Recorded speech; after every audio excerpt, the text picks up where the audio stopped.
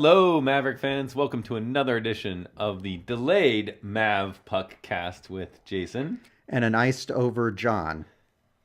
Thanks for tuning in, I assume on a cold and snowy day because it is very cold and there is a lot of snow. So I'm going to assume it sticks around for a while. Yeah.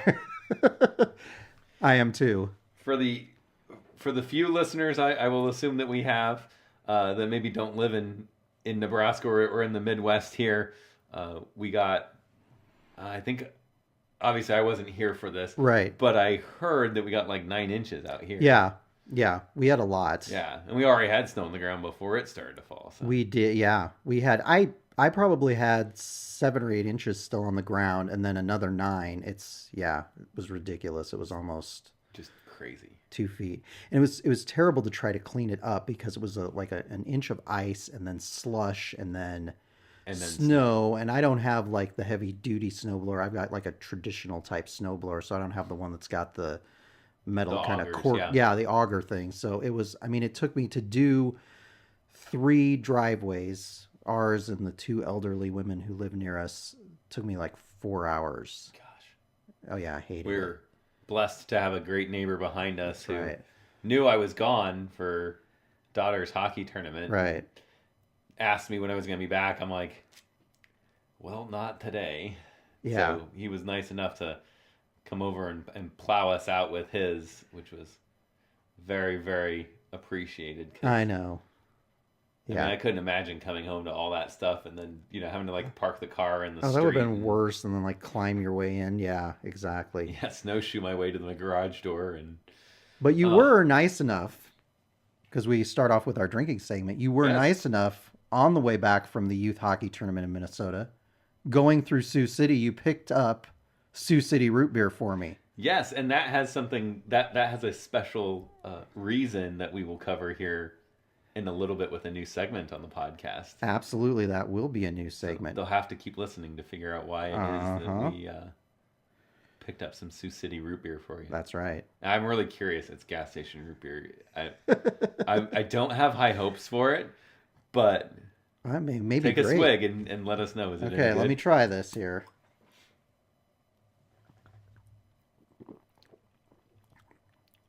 It's pretty good.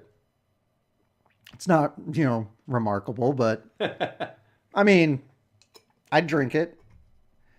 I mean, with like one of those mini cans of, sour cream Pringles and this on the drive, it'd be great. Throw in a box of Mike and Ike's. I'm totally happy. That's an oddball combination there. Yeah, I don't know. You can pretty much throw any snack food in front of me. When I'm bored in a car. Yeah. UNO seems to have we'll say, a challenge when it comes to Denver University, who we have coming in next. Yes. And so a couple weeks ago, we were out in Denver to catch an Avs game and see some family. And so I decided I'm going to bring back something, and we're going to attempt to make this podcast segment work. And we're going to drink some fresh from Colorado. It's from Oskar. Oskar. I don't even know this place. The Oskar Blues Brewery. Yeah. Never heard of it. It's called Old Chub. Oh, that's an interesting, yeah. And the part of this I really thought was interesting is they have a tagline on the can and it says, "It's like Sputnik." Really? And I'm like, you know what? When we do this podcast, it's going to be within the week of the anniversary of the Miracle on Ice and the U.S. beating the Russians, right? So I'm going for the underdog taking the perennial favorite, and hopefully UNO can squeak out something thanks to Old Chub. Speaking of weird things, I don't know what Old Chub has to do with Sputnik. It's about as weird as my, combination of gas station, snack food. How is it? Oh, dear God, that's terrible. Is it really? It's really bad. Okay, where did you find that? I had a liquor store that was within walking distance of the hotel. Now, for those listening out there, Jason told me via text he was going to try to find me Denver-based root beer, so I was very excited. I was going to try to find Tommy Knocker. It's really good root beer. And I asked the guy, because It used to be it used to be sold in the liquor stores. So I was like, Okay. oh, I'm going to go get mine. I'll Yeah. get John. And the guy goes, oh, Tommyknocker, they used to do beer. I'm like, used to? What do you mean used to? I assume that they still did. And he goes, oh, I don't think they make anything anymore. Oh, really? I'm like, oh, that's like wrong. Because they had a really, really good, cream soda. They had a cherry cream soda. It's like one of my favorites. Oh, that sounds awesome. Yeah. Yeah. Put it with a little vodka, I'd be good.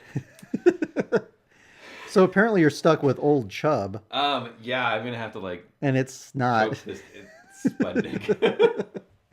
Okay, then. Well, that was bad. Let's hope the Denver series doesn't taste like that can of beer. Or let's hope Denver performs as well as this beer tastes. Yeah, there you go. There you go. One of the two. One of the two. So let's talk about anything but the performance on ice for St. Cloud. You know, I'll be honest with you. Bad. I feel we lost. Was it 4-0? No, it's 5-0, 4-1. Yeah. Ugh. I hate getting shut out.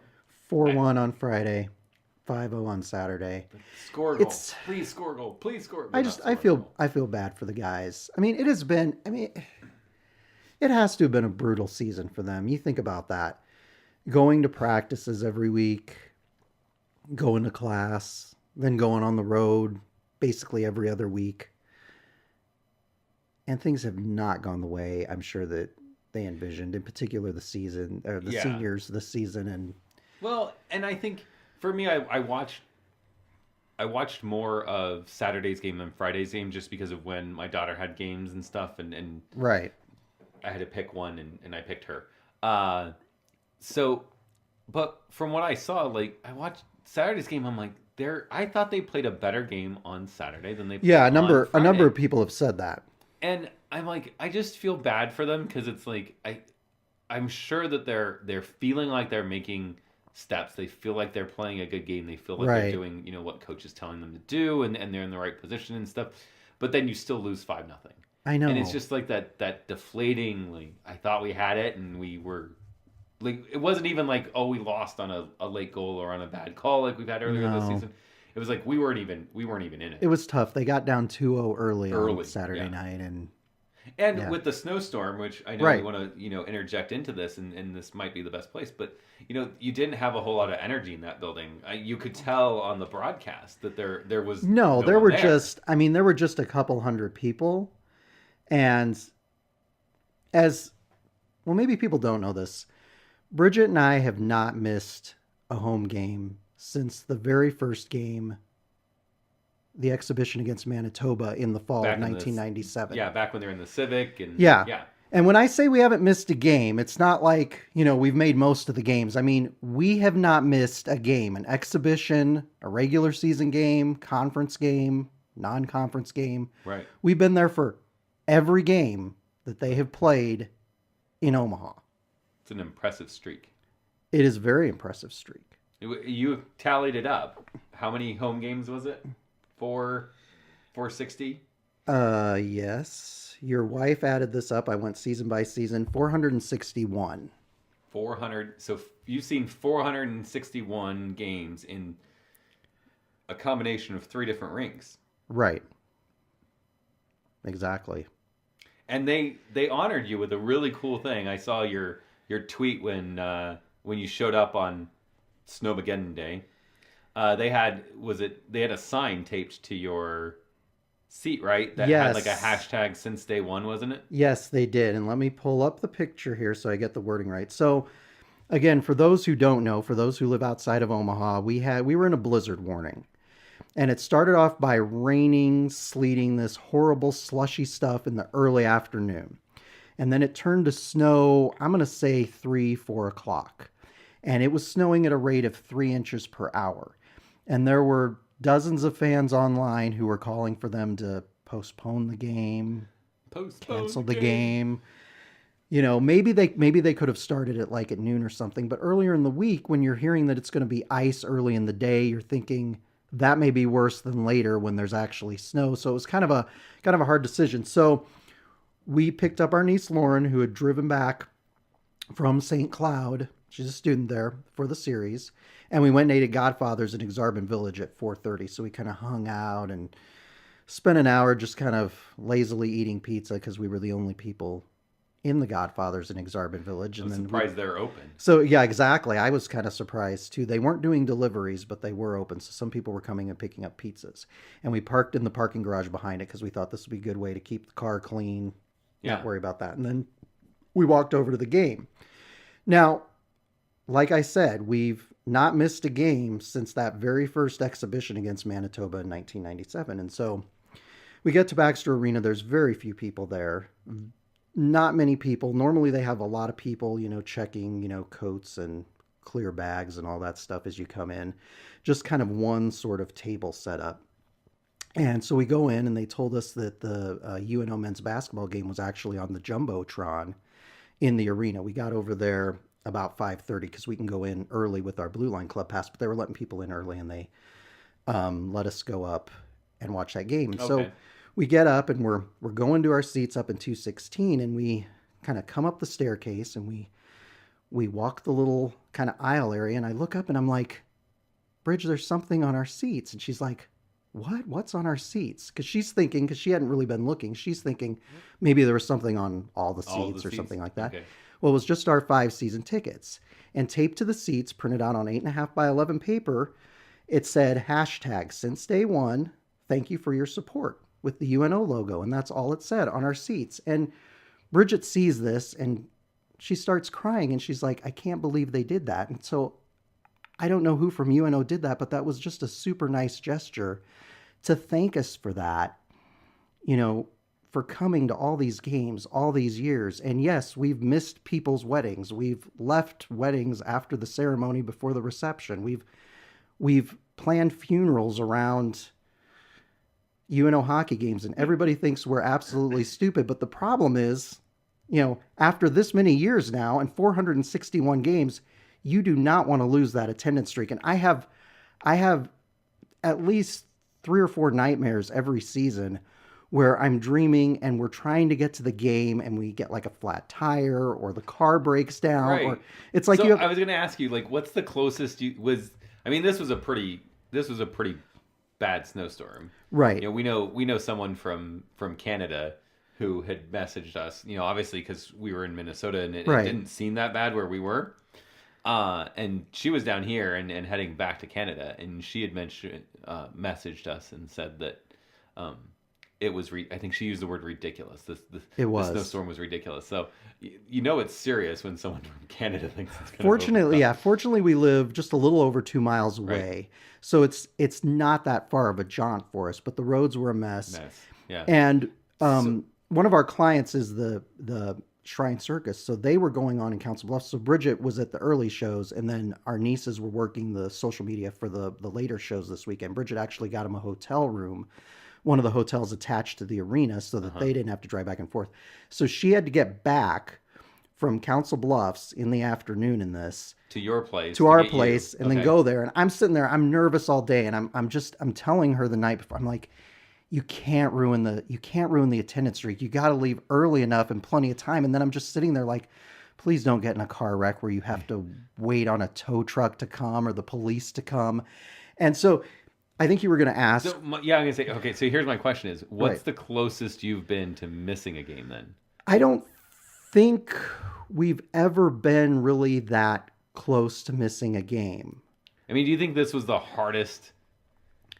I mean, obviously, like you chose, as you mentioned before, like you chose to miss a reception. You've scheduled things around this. You've made it a priority in your life for so long, which I think is what's great that the university recognized that.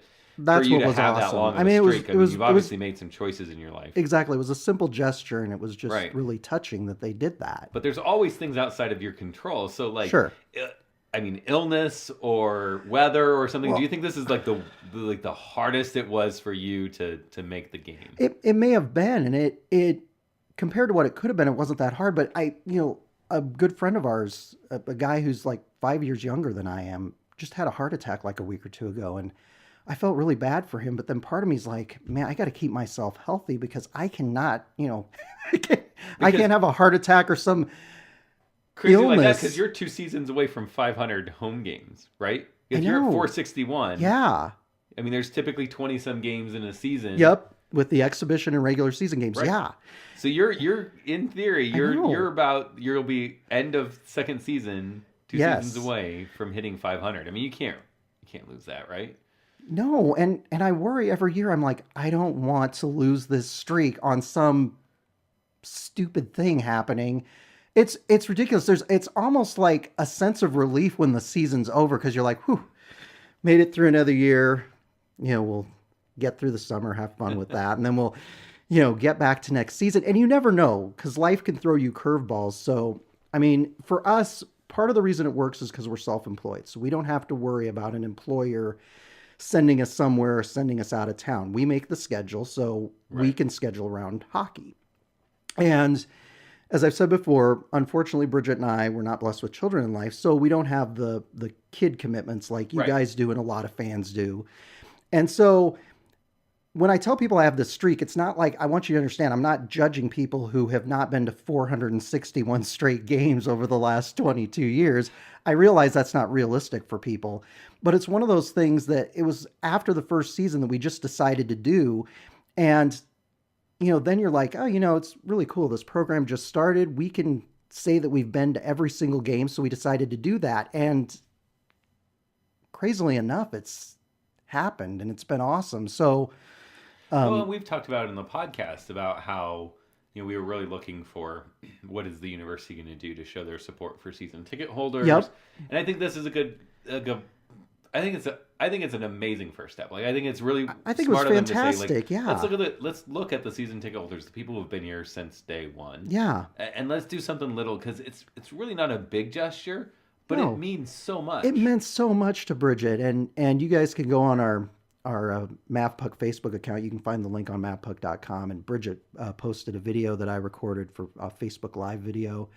It really meant so much to us. And it's just one of those things, you through thick and thin, you support this team. And, we'll tell people from around the country that are colleagues of ours in business that don't even know us that well, we'll tell them about the streak and how we haven't missed a game. And at first they think you're crazy, but I think they kind of like the fact that you're passionate about something interesting like that. So it's just one of those things that we want to keep going. So God willing and, staying healthy and weather permitting. But yeah, this one was a little tenuous. I was really worried, but I was prepared to walk if I needed to walk. So thankfully UNO built an arena close to our house because it would be tough walking downtown. So it's not a problem walking from 48th and Grover to 67th and Center. So, but I just want to thank UNO because I don't know if they know how much that meant to us, but that really meant a lot to us. I mean, I know that we're kind of the annoying fan site and everything else, but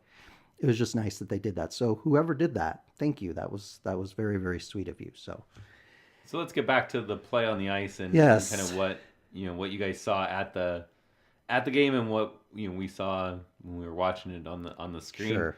Our only goal of the weekend comes from the Big Mo line. Yep. Which you kind of expect. Yeah, absolutely.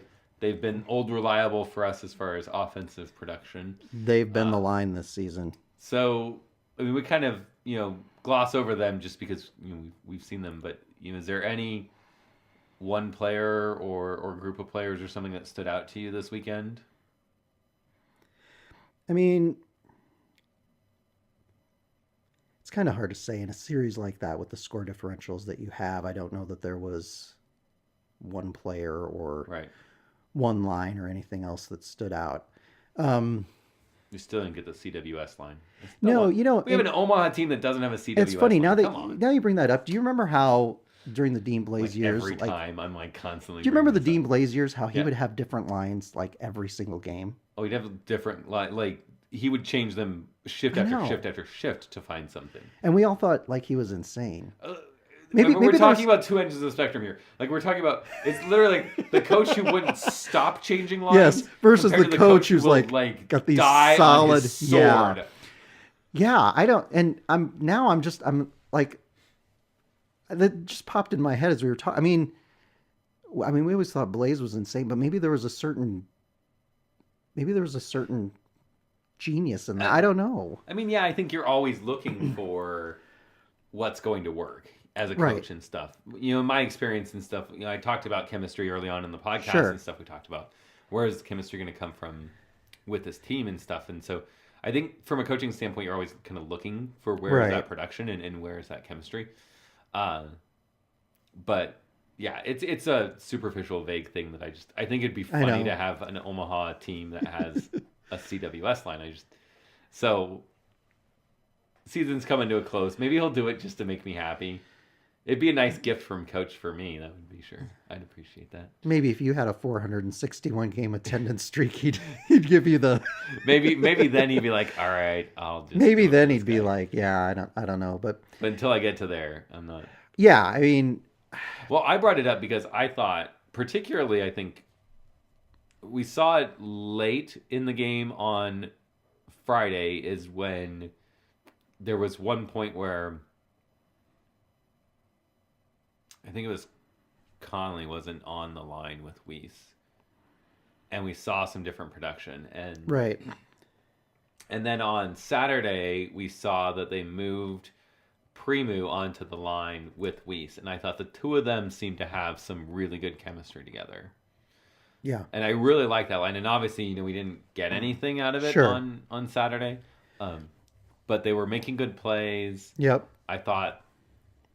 At least from what I can see, you know, they were filling some lanes. I think some defense on that, you know, a defensive-minded forward would probably help out a little bit on that.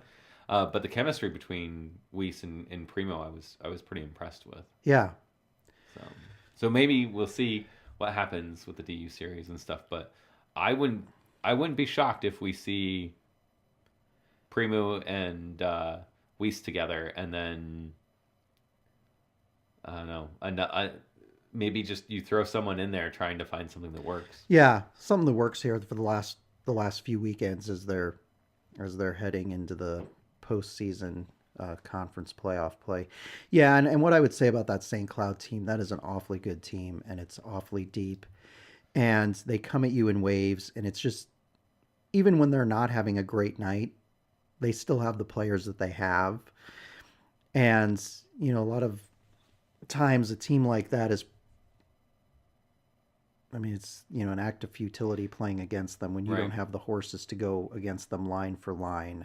When I was coaching back in Colorado, we used to talk about how we wanted to be a team that when other teams played us, they always felt like we always had too many men on the ice. Right. And we always went with that. Like, you always want to feel like you've got a man on the puck so quickly that there's no possible way that there's only 5 skaters out there, right? Right. And so I looked at the way we played against St. Cloud, and it seems like St. Cloud's got that mentality. Right. You know, they're strong on the puck, they're fast on the puck. They don't give you a whole lot of time and space. They're very good about taking that away.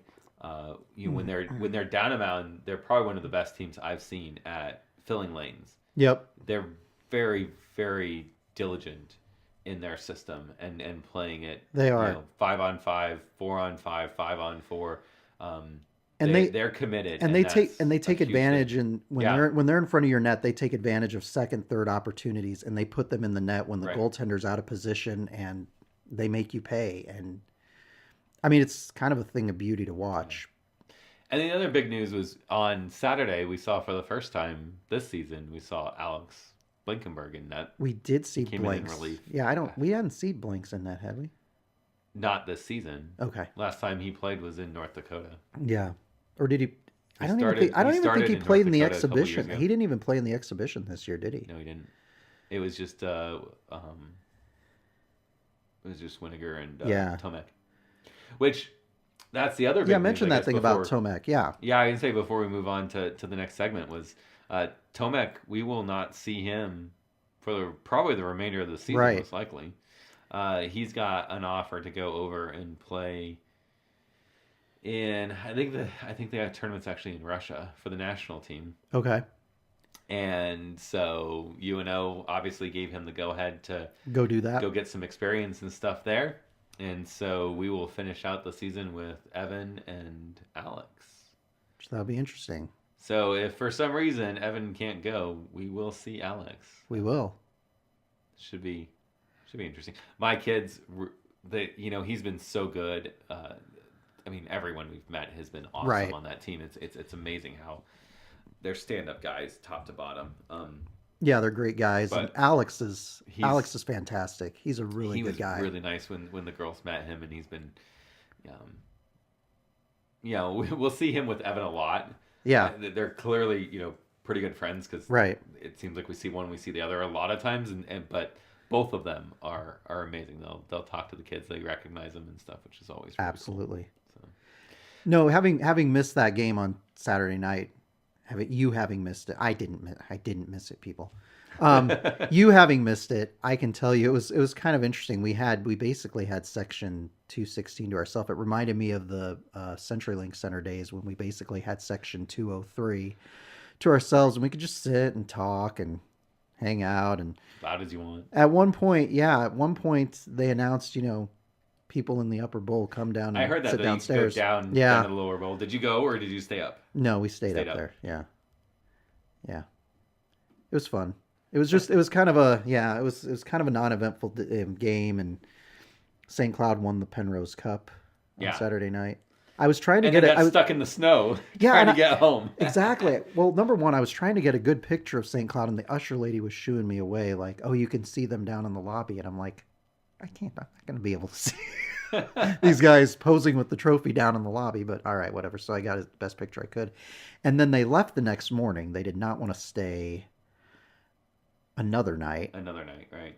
I'm told that the coach wanted to get home, and then they got stuck in, what was it, southern Minnesota, Iowa. I was just following it on Twitter, so I got a kick out of the fact that they were rescued by the sheriff's department and taken to jail with the cup. Yeah. And the picture of the Penrose Cup sitting there and them eating jail food, and I'm like, that's hilarious. Their assistant coach, I think is it Mike Gibbons, who's been a long time assistant there. Yeah, he was tweeting, and it was fantastic. They had the players outside the bus with their hockey sticks like pretending to show. Yeah, it was fun stuff. So they had a really good time with that. But so that was shows how bad the weather was just kind of in the region. So, and you guys were stuck up there trying to come back from the Twin Cities. Yeah, so. The weather was fine. I mean, there was a little bit of snow, but it really wasn't bad at all. I mean, it was nothing. And so we were fine with the Twin Cities, but I-35 was supposed to open this morning, that we came back Monday morning, that we ended up coming back. And we had decided that, we weren't going to risk it. We went back through Mankato and took a longer that's not a bad way to go. But, we looked when we stopped when we were in Sioux City, and I-35 still closed. I know, isn't that crazy? There was someone who tweeted that basically shelter in place. You shouldn't go out when the tank that the National Guard brings in to rescue people gets stuck in the snow. I know. You have no business being out in it. And I'm like, we got stuck. Well, exactly. And our niece Lauren is a student at St. Cloud, and she had class today, and she's trying to get back, and she's still in Omaha. Yeah. Yeah. And it's not worth risking it. I mean, she could probably, quite honestly, she could go up the way you guys did. She's going to have to, because the roads really weren't that bad going up the way you did. So. And that's actually the more direct way, is to go up through Mankato or around Mankato. Yeah. It's just, it's sucks because you got to go over the river and through the woods, through these little towns and on highways. It sucks because you're doing 70 and then you hit a town and you have to do 35. And right. But exactly. So we should, we've got a new segment we want to try out. Yes. See if people like it. So you came up with this idea. What's the segment? It's a random thing because we had seen. We'll start with the Old Bowl. So the idea is every week we'll kind of showcase what's going on with Maverick, who's graduated, who is doing something. Yeah, a guy who or playing somewhere. A guy who played here, right? And what they're doing now. The Old Bowl segment. The Old Bowl. And then we'll do something on a new bowl. We'll talk about a recruit, something that they did that stood out to us, or something that happened to someone who's potentially we expect at least to see in a Maverick uniform in the near future. And so this started because an old goaltender for Omaha, Anthony Stolarz, was traded from Philly to Edmonton. Correct. And so I thought it was really cool that, here's this former Mav playing in the NHL. Yep. He's on the trade wire because obviously the trade deadline was the day that we record the Monday. We were recording the podcast on Monday, and so today's the trade deadline. So this happened a few days ago, but it was pretty cool to see a former Mavs name on that block. It was. Now, for UNO fans that are not familiar with Anthony Stolarz, because he was here one semester in the 2012-2013 season. He played for the first semester. Right. And then he left to go play, I think pro. It was either pro or major. AHL. Let me look here. Yes.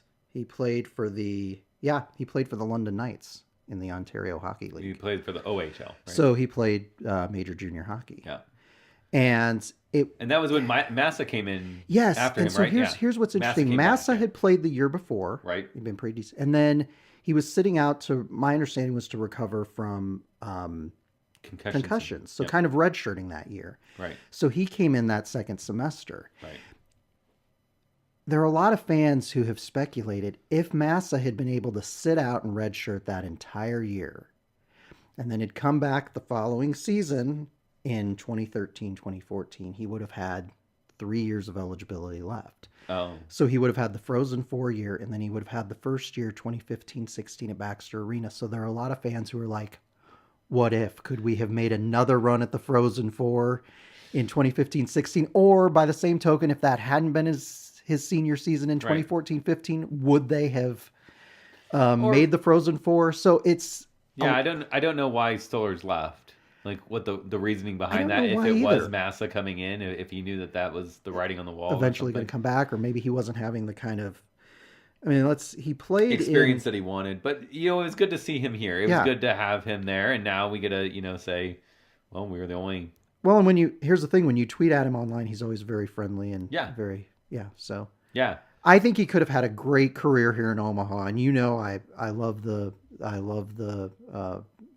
Mavericks are obviously the center of my universe, basically. Right. So I would have loved it if he'd been here for 3-4 years, but he moved on. He had other opportunities that he wanted to do. You make choices that you think are going to, better your career. And obviously with where he is now playing now with the Oilers, he made a choice. It's pretty cool because we haven't had a lot of guys that have played in the NHL, so it's pretty cool when we have especially those goalies. Guys on the roster. Yep, exactly. That's what I exactly. That's what I meant. Yep. Yeah. Absolutely. So then our new bowl is the answer to the mystery at the beginning with the what are you drinking segment. Yes. Sioux City root beer. Yeah, Sioux City root beer is because one of our commits was traded to the Sioux City Musketeers, right? Yeah. We've talked on this podcast before about how the Muskegon Lumberjacks, have seemed like our farm team, but I got to tell you, Sioux City right now, we've had They're making a run for it. They're good. We've had 2 recruits so far this year, new recruits that have announced that they're planning to attend UNO. One is Matt Miller, who's a forward. The other, just today, is Nolan Krenzen, who's a defenseman for Sioux City. And the trade was a guy by the name of Josh Boyer, who previously was playing for, Jason, you got to... Madison Capitals. The Madison Capitals. Yeah, he's traded from Madison to Sioux City. So he's going to play with those guys the rest of the season. And, he's... Prior to UCHL, the USHL. He was a point per game producer. Yeah, he was very successful in the North American Hockey League, correct? Yeah, he was in all. So he clearly has some talent. I would say that at least from reading The Wire coming from Sioux City, it sounds like they look at him as someone who probably wasn't being utilized in the right way, right, and underperforming maybe because of the talent and stuff around him. Yeah, a lot of time that can affect the performance. You look at a guy like Brock Bremer, who played for Muskegon earlier in the season, another one of our recruits, and they traded him to Lincoln just a few weeks ago or whatever, and he's had a lot of success now with the Lincoln Stars. So sometimes, a change of scenery can make a big difference with these guys. So hopefully he finds a groove in Sioux City now, and before coming to UNO. Because I know Elite Prospects has him as the next year. Yeah, I believe if I recall correctly, I believe he signed a national letter of intent, and Okay. I think that's the case. But you and I will have to see if maybe we can take a trip up to Sioux City before the USHL season ends, Get a glimpse. Yeah. Yeah, and check out the Sioux City Musketeers because they've got some of our recruits. But yes, Josh Boyer signed his national letter of intent last fall. So yeah, so if you see Sioux City coming to Omaha, or you want to make the trek over the river to Lincoln and watch Sioux City, that's a name to put on your watch list, right? Yeah, and it's a team that's nearby, and it's a team that will be traveling nearby. So I know that there's a lot of USHL fans that we know who go to a lot of Lancer games. So if you have the chance to see Sioux City, go check them out and let us know how those guys are doing. So up next, we've got Denver. Denver, town, right? Yes. Now I'll be honest with you, and I don't know if you'll agree with this, but I feel like Denver has looked somewhat mortal the last. They've looked beatable the last few weeks. They got beat by Miami this weekend. That was crazy. Did you expect Miami at home? Did you expect Miami to go into Magnus and win 3-1? I didn't expect them to go into Magnus. I didn't either. I didn't expect Miami to win another game this season. I'll be honest with you. It's Denver. I didn't. Obviously, it's a team that I grew up watching. So Denver has not been as good as some of the kind of the Jim Montgomery incarnations of that team the previous couple of years. And it's not a Gwozdecki team, and they're not the Denver of old. They're still talented though, but they don't have some of those big names that they had over the years, but they still have Jared Lukosavic's, who's one of my favorite names in college hockey. Right. And the goaltending's new. Yep. No defense, Tanner they're Gillette. making a little bit of adjustments on their defensive systems and stuff. So, yeah, I mean, there's a lot going on out there. But I think the encouraging thing for UNO is to look at that and saying, they're vulnerable. They can be beaten. And we get them at home. So we don't have to play by their rules in their barn. Here's my one wish. I don't really even care what happens the rest of the season down the road. For these guys on this team, I would just love for the seniors to get a win against Denver. I think that would be great for them to go out and say, yeah, the season didn't go the way we wanted it to, but we broke through and we got a win against Denver, and they've kind of been our nemesis in regards to that the last few years. The other thing for fans to keep in mind, and for us to, before we do our picks, to remember this, is that they have to play on Tuesday. They have to make up a game. That's with right. College. So that is a very interesting thing, and I'm glad you brought that up because I meant to bring that up. So we're broadcasting this on Monday, the 25th of February, or we're recording this, or whatever the hell I just said. So the 26th, they are having a makeup game from earlier in the season when weather kept a matchup between Denver and Colorado College from happening. Right. So they're going to be playing Tuesday night. I plan to check out the game on NCHC TV, but this is a really important one because Colorado is ahead of us by 3 points in the standings. They're sitting in 6th place. Or actually, they're ahead of us by 4 points. I'm sorry, I forgot Miami was in. It just seems weird that Miami's ahead of us in the standings. But anyway, so Colorado College is sitting there at 6th place with 21 points. Denver is in 4th place with 31 points, and right between them is North Dakota with 28 points in the conference race. And so it's a very interesting matchup because the question is, will Denver come in, feeling good, having, gotten a successful win against a kind of a burgeoning Colorado College team, or will they have just been upset by Colorado College, and will they be mad worrying that, their chance for home ice is in jeopardy with two teams, breathing down their necks? I would say Colorado College kind of shocked Western Michigan this weekend. Right. So I'm hoping that they're a little bit full of themselves. Realistically, Colorado College could have won both of those games. I mean, they were ahead on Friday. They should have. Yeah, it was an overtime. Yeah. I think the best thing for UNO would be for Colorado College to beat Denver. Right.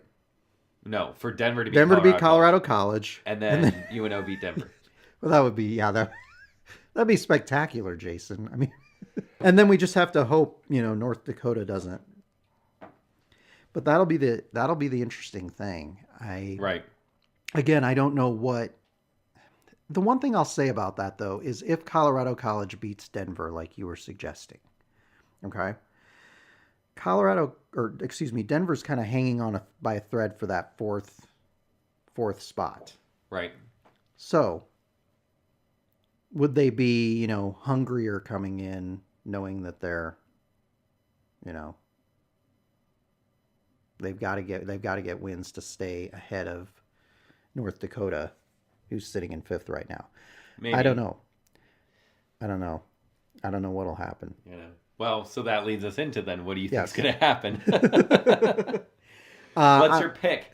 My pick is, I don't think Denver's as good a team as St. Cloud State. We've had trouble with St. Cloud State the last 2 seasons. And so it's, that's the last 4 series we've played against. We've gone 0-8. So I'm going to say we split against Denver this weekend. I don't know which game we'll win. Let's go with Saturday at this point. We're going to win Saturday. Okay. I will also pick a split. I think that they can do it. I think we'll win on Friday. Okay. I think UNO is going to come out a more hungrier team on Friday, just wanting to beat, especially the seniors. Yeah. Wanting to beat Denver before they leave. Yeah. So I think that's how I see it going down. We'll see. Right. Yeah, you never know. If we're right. I don't know what'll happen. We've had a hard time with Denver. So like we said, it's been a tough season for these guys, and they keep coming out, talking about how we're buying in and we're working hard, and they haven't had the results that they've wanted. So, I mean, I feel for the guys. So I hope, and I know you hope, that they can break through and get a win against Denver this weekend. And I think that would be great. A couple lucky bounces, and maybe we can walk away with a sweep. So I would end by saying this. Once again, thank you for tuning into the Mavpuckcast. You can find links to our previous episodes on mavpuck.com. Follow us on Facebook and Twitter. You can find the links to those social media platforms on the website. And until next week, I would say go Mavs. Go Mavs.